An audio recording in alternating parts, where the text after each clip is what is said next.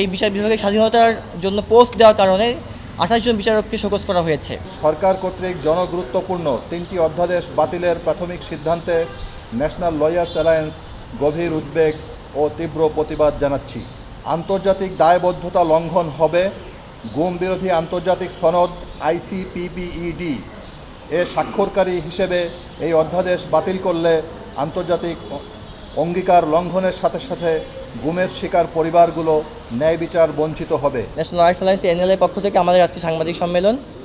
আপনারা দেখছেন যে সাম্প্রতিক সময়ে আমরা দেখতে পাচ্ছি যে বিচার বিভাগের স্বাধীনতা বিনষ্টের জন্য আমাদের সুপ্রিম কোর্ট সচিবালয় অধ্যাদেশ এবং সুপ্রিম কোর্টের বিচারক নিয়োগ অধ্যাদেশ সহ বিভিন্ন মানবাধিকার অধ্যাদেশগুলো বাতিলের জন্য এই সরকার সুপারিশ করেছে। পাশাপাশি আমরা দেখতে পাচ্ছি গতকালকে আমরা দেখেছি যে শুধুমাত্র বিচারকদের কিংবা এই বিচার বিভাগের স্বাধীনতার জন্য পোস্ট দেওয়ার কারণে ২৮ জন বিচারককে শোকজ করা হয়েছে। আমরা এই বিষয়গুলো নিয়ে খুবই কনসার্ন। ন্যাশনাল লয়ার্স অ্যালায়েন্স এই বিষয়গুলো নিয়ে কনসার্ন প্রকাশ করছে। এই বিষয় নিয়ে আজকে আমাদের সবার সামনে কথা বলবেন আমাদের ন্যাশনাল লয়ার্স অ্যালায়েন্সের সম্মানিত আহ্বায়ক অ্যাডভোকেট আজমত হোসাইন। উপস্থিত প্রিয় সাংবাদিকবৃন্দ, জাতীয় নাগরিক পার্টি NCP সমর্থিত ন্যাশনাল লয়ার্স অ্যালায়েন্স NLA কর্তৃক অধস্থান আদালতের ২৮ বিচারককে বিচার বিভাগের স্বাধীনতা নিয়ে ফেসবুকে পোস্ট দেয়ায় শোকজ, সুপ্রিম কোর্ট সচিবালয় প্রতিষ্ঠা অধ্যাদেশ বাতিল, গুম প্রতিরোধ ও মানবাধিকার কমিশন অধ্যাদেশ ২০২৫ বাতিলের সিদ্ধান্তের প্রতিবাদে আমরা আজকে এই সাংবাদিক সম্মেলনে উপস্থিত হয়েছি আপনাদের সামনে।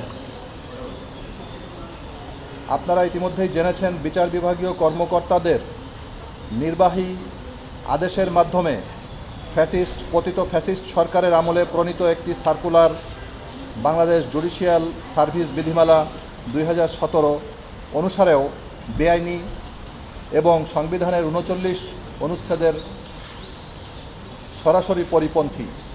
আমরা এহেন শোকজকে বিচার বিভাগের উপরে নির্বাহী বিভাগের ভীতি প্রদর্শনের কৌশল মনে করছি।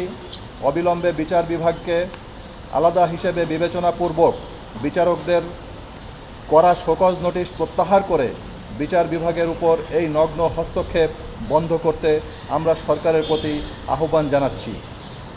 এছাড়াও সরকার কর্তৃক জনগুরুত্বপূর্ণ 3টি অধ্যাদেশ বাতিলের প্রাথমিক সিদ্ধান্তে ন্যাশনাল লয়ার্স অ্যালায়েন্স গভীর উদ্বেগ ও তীব্র প্রতিবাদ জানাচ্ছি।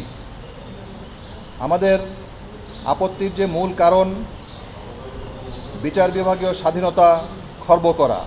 সুপ্রিম কোর্ট সচিবালয় অধ্যাদেশ ২০২৫ বাতিল হলে বিচার বিভাগ পুনরায় নির্বাহী বিভাগের নিয়ন্ত্রণে চলে যাবে, যা ঐতিহাসিক মাজদার হোসেন মামলার রায়ের পরিপন্থী।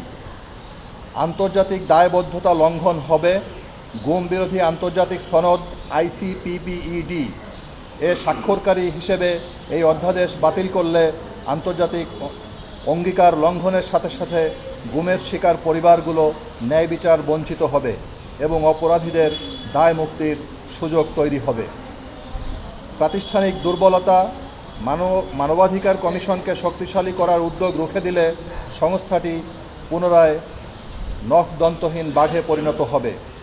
আমাদের দাবি, বিচার বিভাগের কর্মকর্তাদের উপর শোকজ নোটিশ অসাংবিধানিক ও সদ্য প্রকাশিত আদালতের রায়ের সাথে অসঙ্গতিপূর্ণ হওয়ায় সেটা নিঃশর্তভাবে অবিলম্বে প্রত্যাহার করতে হবে। অধ্যাদেশগুলো বাতিলের প্রক্রিয়া অবিলম্বে বন্ধ করতে হবে। প্রয়োজনবোধে আলোচনার মাধ্যমে সংশোধন সাপেক্ষে বিল আকারে সংসদে পাশ করা যেতে পারে। সংবিধান সংস্কার অধ্যাদেশ অনুসরণ করে, কিন্তু এটা সম্পূর্ণ রহিত কিংবা বাতিল করা যাবে না। জুলাই বিপ্লবের রাষ্ট্র সংস্কারের আকাঙ্ক্ষা বাস্তবায়নে এই আইনগুলো বলবৎ করা, আইনে পরিণত করা অপরিহার্য। চতুর্থ ও পঞ্চদশ সংশোধনীর মাধ্যমে সংবিধানের ১১৬ অনুচ্ছেদ চ্যালেঞ্জ করে যে রিট মামলা দায়ের করা হয়েছিল এবং যাহা চূড়ান্ত শুনানি অন্তে রায় প্রদান করা হয়েছে আপনারা জেনেছেন ইতিমধ্যেই, সেই রায়ের আদেশের আলোকে দ্রুত বিচার বিভাগীয় সচিবালয় প্রতিষ্ঠার কাজ এগিয়ে নিতে হবে এবং যত দ্রুত সম্ভব বিচার বিভাগীয় সচিবালয় প্রতিষ্ঠা করতে হবে। আইনের শাসন ও মৌলিক অধিকার রক্ষায় আদেশগুলো বাতিলের সিদ্ধান্ত থেকে সরে আসার জন্য আমরা সরকারের প্রতি উদাত্ত আহ্বান জানাচ্ছি।